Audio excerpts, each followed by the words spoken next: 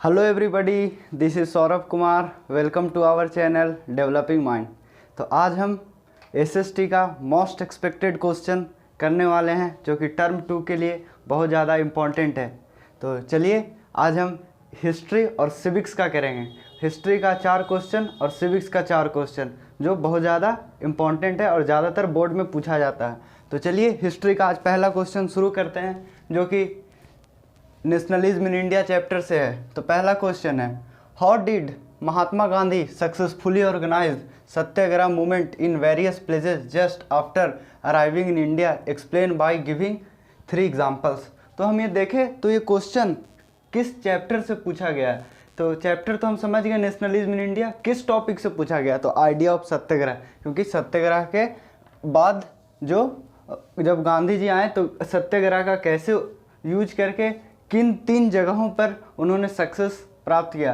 तो हमें रिमाइंड कर लेना चाहिए कि 1917, 1917 और 1918 3 मूवमेंट जो गांधी जी के जो साउथ अफ्रीका के बाद आए थे, तो ये तीनों मूवमेंट लॉन्च किए थे। जो पहला मूवमेंट था चंपारण बिहार में अगेंस्ट ऑपरेसिव प्लांटेशन, जो कि इंडिगो कल्टीवेशन पर बहुत ज़्यादा जोर देता था, और लेकिन जो बिहार के जो पीजेंट्स फार्मर थे वो नहीं करना चाहते थे, लेकिन फिर भी ज़बरदस्ती कराया जा रहा था। तो उसी के अगेंस्ट में ये मूवमेंट लॉन्च किया गया था। फिर सेकंड जो खेड़ा गुजरात में किया गया था 1917 में। एनसीईआरटी का ओल्ड बुक में थोड़ा सा 1916 दे दिया चंपारण और 1917, लेकिन जो अपडेटेड बुक है उसमें 1917 और 1917 है, तो एक बार सुधार लीजिएगा ज़रूर से।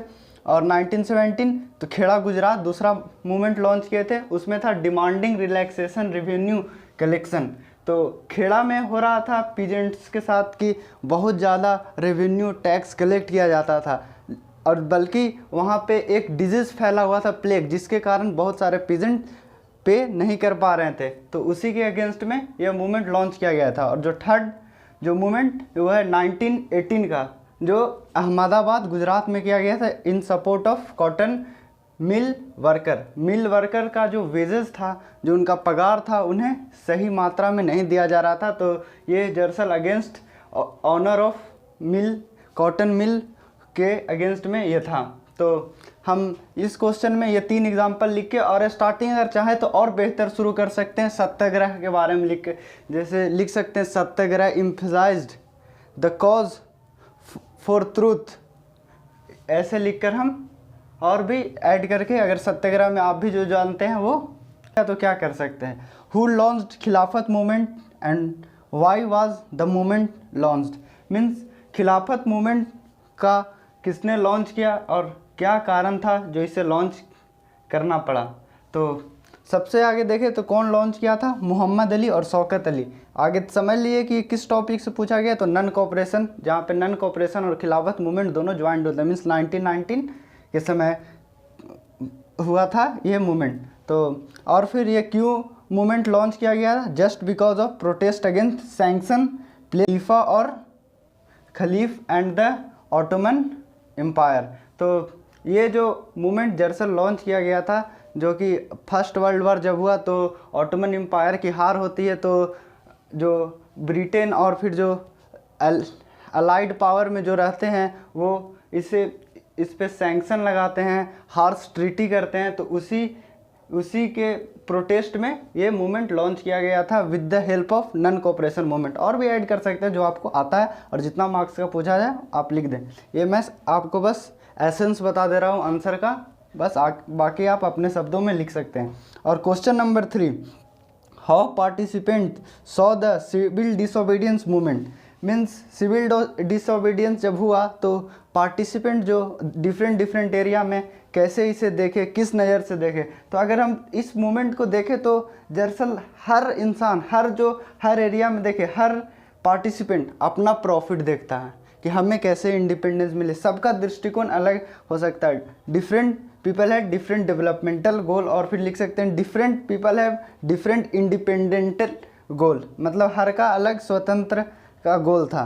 तो जैसे अगर देखें कंट्री साइड में, तो कंट्री साइड में रिच फार्मर के साथ क्या था कि हाई रेवेन्यू बहुत ज़्यादा इंक्रीज़ हो रहा है, price of agriculture good decrease, means rich farmer अगर बहुत ज़्यादा गुड्स का एक्शन कर रहा है तो जो वहाँ का जो ज़मींदार है वो गुड्स, एग्रीकल्चर गुड्स का प्राइस दबा दे रहा है, तो इससे इसे बहुत ज़्यादा लॉस। तो इसका जो अगेंस्ट था वो ज़मींदार ये सब के खिलाफ, और जो पुअर पीजेंट से उनका भी यही डिमांड था कि हाई रेवेन्यू इंक्रीज, तो इनका भी उन्हीं के खिलाफ था, ज़मींदार और यही सब के खिलाफ। और एक और था जो पुअर पीजेंट्स को Congress was unwilling to support, means Congress जो पार्टी थी उसे सपोर्ट नहीं करना चाहते थे, क्योंकि अगर वो इसे सपोर्ट करती तो फिर ज़मींदार जो इनके साथ था कांग्रेस को वो इसे साथ नहीं देता। तो कह सकते हैं कि इसमें ज़्यादातर हर कोई अपना प्रॉफिट देख रहा है। अगर टर्म्स में देखें तो इंडस्ट्रियल ऑनर का कुछ और कंडीशन था कि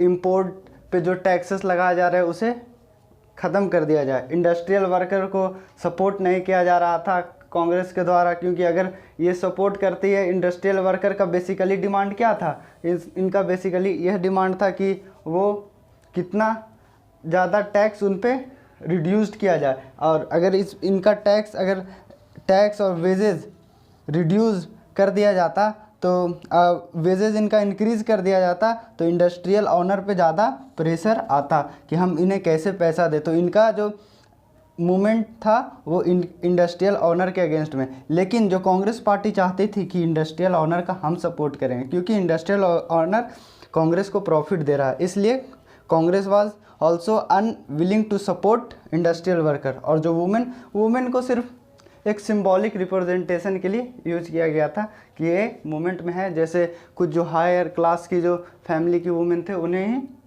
इस मूवमेंट में पार्टिसिपेट की थी। और जो चौथा क्वेश्चन है जो sense of collective belongingness topic से, how had a variety of cultural poses developed a sense of collective belongingness in India during 19th century. Means जब 19th सेंचुरी जब था तो cultural sense of collective belongingness लोगों में कैसे develop हुआ। तो हम उसमें अगर 2 मार्क्स का पूछा जाए तो 2-3 पॉइंट लिखकर हम चल सकते हैं, लेकिन अगर हम यहाँ पे एसेंस बता देते हैं, आप इसे और भी डिस्क्राइब करके, अगर 5 मार्क्स का पूछे तो पर्सनिफिकेशन ऑफ भारत माता लिखकर भारत माता का क्या फीचर था, उनसे क्या बताया जा रहा था, उसे कब पेंट किया गया, फर्स्ट पेंटेड बाय हुम, ये सब लिख सकते हैं। नेशनल सॉन्ग वंदे मातरम और फॉल्कलोर रविन्द्रनाथ टैगोर और नतेशा शास्त्री ने भी बहुत सारे चीज़ लिखी जिससे लोगों में जागरूक आए। Use of icons and symbol, कई सारे सिंबल और आइकन यूज़ किए गए जैसे फ्लैग, ये सब, जिससे लोगों के अंदर sense of collective belongingness develop हो। और फिर एक अंतिम पॉइंट जो इम्पोर्टेंट है, इसे आप और भी अच्छा से लिख सकते हैं, रीडिस्कवरी ऑफ इंडिया पास्ट। मतलब इंडिया का जो पास्ट था उसे लोगों को बताया गया था कि इंडिया का पास्ट कितना अच्छा है। जब ब्रिटिश लोग पत्ते पहनकर घूम रहे थे तब हमारे यहाँ इंडस वैली सिविलाइजेशन का डेवलपमेंट हो चुका था। तो ये सब भी आप ऐड कर सकते हैं। और लगभग जो ये 4 क्वेश्चन है ये हम कर लिए, लेकिन कुछ और 2 क्वेश्चन है इस पर भी आप प्रैक्टिस ज़रूर कर लें। वो है limitation of civil disobedience movement और फिर different stand within non cooperation movement. तो ये दोनों क्वेश्चन भी ज़रूर प्रैक्टिस कर लें कि उसका CDM का सिविल डिसओबीडियंस मूवमेंट का क्या डिसएडवांटेज है, डिमेरिट्स है। तो उस पर आप लिख सकते हैं कि participation of poor peasants is reduced, या फिर बहुत कम पुअर पीजेंट्स का पार्टिसिपेशन देखने को मिला। फिर Congress was not support poor peasants, और भी जो आप जानते हैं। और different stands with in non cooperation movement, तो ये भी नॉन कोऑपरेशन का जो दूसरा टॉपिक है वहाँ पे से ये लिया गया और क्वेश्चन वहीं से पूछा जाता है। क्वेश्चन कहीं से भी आए हमें उसे बना लेना है बस टॉपिक को समझ कर। तो चलिए अब हम क्वेश्चन नंबर 5 की ओर बढ़ेंगे। सिविक्स का क्वेश्चन देख लेते हैं, हिस्ट्री का क्वेश्चन देख लिए। तो चलिए क्वेश्चन नंबर 5 और सिविक्स का पहला क्वेश्चन जो कि पॉलिटिकल पार्टी से है। क्वेश्चन है why modern democracy can not exist without political parties. मतलब आज का जो डेमोक्रेसी है वो बिना पॉलिटिकल पार्टीज़ के एग्जिस्ट क्यों नहीं कर सकता, उसके पीछे क्या कारण होंगे। तो ये क्वेश्चन का जो ये किस टॉपिक से पॉलिटिकल पार्टीज का, तो नेसेसिटी एक करके टॉपिक है, वहीं से ये क्वेश्चन आया है जो कि आ सकता है। तो इसका पहला पॉइंट हम लिख सकते हैं every candidate in the election will be independent. Means अगर पॉलिटिकल पार्टीज हम जानते हैं a group of people who came together and form party, मतलब ग्रुप ऑफ पीपल जो होते हैं वो तो नहीं रहेंगे, और जो सारे कैंडिडेट होंगे वो इंडिपेंडेंट होंगे, मीन्स निर्दलीय होंगे। और दूसरा पॉइंट हम लिख सकते हैं, so no one will make to promise for different policies and programmes. जो पॉलिटिकल पार्टी जिस तरह से हमसे प्रोमिसेस करती है, वादा करती है कि हम एक अच्छे नीति, एक अच्छे प्रोग्राम लाएंगे, उस तरह से जब इंडिपेंडेंट कैंडिडेट होगी तो वो चीज़ नहीं देखने को मिलेगा। तीसरा पॉइंट हम लिख सकते हैं, government may be formed but it's utility will remain uncertain. Means government तो फॉर्म्ड हो जाएगा, लेकिन जो उसका कार्य वो भी तब तक अधूरा रहेगा जब तक पॉलिटिकल पार्टीज नहीं आएंगी। और चौथा पॉइंट हम लिख सकते हैं, no one will responsible for how country will run. तो पॉलिटिकल पार्टीज नहीं रहेगी तो अगर सिर्फ इंडिपेंडेंट पार्टी रहा तो वो जो रिस्पॉन्सिबिलिटी होता है जो पॉलिटिकल पार्टीज़ का वो देखने को नहीं मिलेगा, और कोई भी नो वन विल रिस्पॉन्सिबल, कोई रिस्पॉन्सिबल नहीं होगा कि कंट्री कैसे चले और कैसे चलाया जाए। तो ये हो गया क्वेश्चन नंबर 5 का आंसर। मैं इसका एसेंस बता दिया हूँ, बाकी आप और अपने शब्दों में लिख सकते हैं। क्वेश्चन नंबर 6 है, what are different party system, which of party system is best. तो हम ये देख सकते हैं कि डिफरेंट पार्टी सिस्टम से ही क्वेश्चन आया, तो आप सबसे आगे इसका लिख सकते हैं what are different party system. तो पार्टी सिस्टम में 1 party system, 2 party system, multi party system, तीनों को डिफाइन करके एक्सप्लेन कर दें। 1 पार्टी सिस्टम में हम लिख सकते हैं कि only single party is in dominant for entire nation. Means जो सिंगल पार्टी होता है वो पूरे नेशन के लिए डोमिनेंट होता है, जिस तरह से हम एग्जाम्पल के तौर पे चाइना में देखें। फिर 2 पार्टी में होता है कि जो 2 पार्टी होता है वही डोमिनेट करता है इंटायर नेशन में। और मल्टीपल पार्टी सिस्टम मतलब कि बहुत सारे पार्टी नेशन वाइड में डोमिनेट करते हैं। इसका एग्जांपल जैसे में हम पढ़े थे यूके का, यूएसए का, और मल्टी पार्टी सिस्टम में तो इंडिया हमारा है। और फिर तो चलिए क्वेश्चन नंबर 6 का एक और इसमें एडिंग क्वेश्चन है, which of party system is best. तो ये क्वेश्चन थोड़ा सा रोचक है, which of the party system is best. तो हम कह सकते हैं no any party is best. अगर आप एनसीईआरटी का एक लाइन अगर लिखना चाहें तो लिख सकते हैं कि this the question which is asked which is not a good question.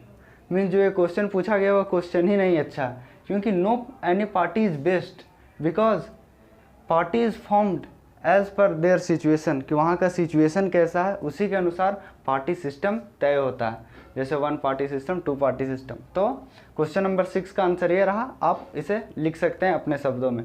Question number 7 है, democratic's ability to generate its own support is itself an outcome that can not be ignored. Means जो democracy का जो ability है, जो इसका अंदर का जो प्रिंसिपल है, वो अपने आप में एक ऐसा एबिलिटी जनरेट करता है, एक ऐसा वो सपोर्ट प्रोवाइड कर देता है जो कि वो उसका आउटकम खुद होता है। इतना अच्छा उसका विचार, इतना अच्छा प्रिंसिपल होता है जिसे हम इग्नोर नहीं कर सकते, उसका आउटकम वो खुद ही है। तो इसे हम पॉइंट वाइज लिख देंगे। तो सबसे पहला पॉइंट लिख सकते हैं, it ensures the decision making will based on norms and procedure. तो जब अगर कोई दंड होता है या फिर कोई किस तरह का घटना होता है और उसका जो अगर डिसीजन लेना होता है तो वो टाइम टेकिंग तो होता ही है, लेकिन वो सबके सहमति और न्याय संगत होता है। और दूसरा पॉइंट हम लिख सकते हैं, every citizen has right to choose their rulers. Mean हर एक सिटीजन को राइट्स है कि वो अपने जो गवर्नमेंट है, रूलर्स है, उसे चूज़ कर सके, क्योंकि राइट टू वोट सबको है, राइट यूनिवर्सल एडल्ट फ्रेंचाइज के तहत। और जो तीसरा पॉइंट हम लिख सकते हैं, it examine accountable legitimate transparent government. तो अकाउंटेबल मीन्स अगर कोई कार्य करता है तो अगर पॉलिटिकल पार्टीज या फिर जो डेमोक्रेसी में बैठे हुए जो गवर्नमेंट है, अगर वो कुछ काम गलत कर देते हैं तो उसका जवाबदेही और वो कितना सही है। और ट्रांसपेरेंट कहे तो पारदर्शी। मीन्स जो भी आप अगर चाहे तो आप डेमोक्रेसी में देखें तो अधिकांश जो भी लॉ या फिर कुछ बनता है तो वो ट्रांसपेरेंट ही रहता है, लोग जान पाते हैं। लेकिन वही अगर डिक्टेटरशिप में देखें, कंपेयर करके आप लिख सकते हैं, डिक्टेटरशिप में तो वो ये छूट नहीं होता। और जब डेमोक्रेसी में ये लोगों का ही गवर्नमेंट होता है, क्योंकि लोगों द्वारा ही चुना जाता है। और जो तो यही 7वां क्वेश्चन हुआ और 7वां क्वेश्चन का आंसर। और 8वां क्वेश्चन है democracy does not appear to be very successfully in reducing economic inequalities. तो ये भी एक अच्छा पॉइंट है और इसे और एक्सप्लेन कर, यहाँ पे और थोड़ा सा छूट गया है, explain this statement means democracy does not appear to be very successful in reducing, means democracy है वो ये नहीं दिखा पाता कि जो इकोनॉमिक रूप से, आर्थिक रूप से जो देश में अनइक्वलिटीज़ है उसे ख़त्म करने में। तो सबसे पहला जैसे हम देख सकते हैं कि एक आपके भी सिविक्स का बुक में एक फिगर बनाया हुआ है कि रिच पीपल है जो पूरा फैट एकदम हो चुका है, मीन्स ये एक तरह से, और जो मिडिल है वो ऐसे है, और जो पुअर पीपल है वो ऐसे, इस तरह से ये रिच को दर्शाया गया है, मिडिल का और ये। तो इसी ग्राफ से हम समझ सकते हैं कि ये जो डेमोक्रेसी वो इकोनॉमिक इनइक्वलिटीज़ को ख़त्म करने में असक्षम साबित हो रहा है। तो लिख सकते हैं यहाँ पे rich people enjoy disproportionate share of wealth and income, means जो रिच पीपल है वो अपना जो शेयर है इंडियन इकोनॉमी में वो बहुत ज़्यादा करते हैं और उसका इंजॉय भी करते हैं। और दूसरा पॉइंट हम लिख सकते हैं the income of poor people have decline, means poor people जैसे देखें तो अमीर और अमीर होते जा रहे हैं, गरीब और गरीब होते जा रहे हैं। तो हम लिख सकते हैं income of poor people have decline, means जो पुअर पीपल का इनकम है वो धीरे धीरे खत्म ही होते जा रहा है। और तीसरा पॉइंट हम लिख सकते हैं rich people share in the total income of the country has been increase, means जो इंडिया का जो जीडीपी है उसमें इनकम में वो रिच पीपल का शेयरिंग धीरे धीरे और बढ़ते जा रहा है और गरीब का शेयर और कमते जा रहा है। जैसा कि आप हम सेक्टर ऑफ इकोनॉमी में देखे होंगे कि जो टर्शियरी और जो सेकेंडरी है उनका शेयर बढ़ते जा रहा है, लेकिन जनरली प्राइमरी में तो पीजेंट्स और फार्मर और पुअर पीपल ही होते हैं और उनका शेयर घटते जा रहा है। तो आप रिलेट करके और भी लिख सकते हैं 4-5 पॉइंट जितना मार्क्स का पूछा। और पॉलिटिकल पार्टी से कुछ इंपॉर्टेंट टॉपिक जिसे एक बार और आप देख सकते हैं, इससे भी क्वेश्चन पूछे जा सकते हैं। जैसे फंक्शन ऑफ पॉलिटिकल पार्टीज, जो 7 फंक्शन है ये देख लीजिएगा। मेजर चैलेंजेस पॉलिटिकल पार्टीज़ के साथ क्या चैलेंज है, जैसे lack of internal democracy, dynastic problem, ये सब आप लिख लेंगे और देख लेंगे एक बार और समझ लेंगे 3-4 पॉइंट से। और फिर रिफॉर्म्स क्या क्या सुधार किए गए हैं और क्या क्या सजेशन दिए गए हैं उसको भी आप देख लेंगे। तो आज का वीडियो यहीं पे होता है समाप्त। मैं आशा करता हूँ कि आपको ये वीडियो मददगार साबित होगा आपके टर्म 2 और बोर्ड एग्ज़ाम के लिए। तो इसी के साथ थैंक यू वेरी मच।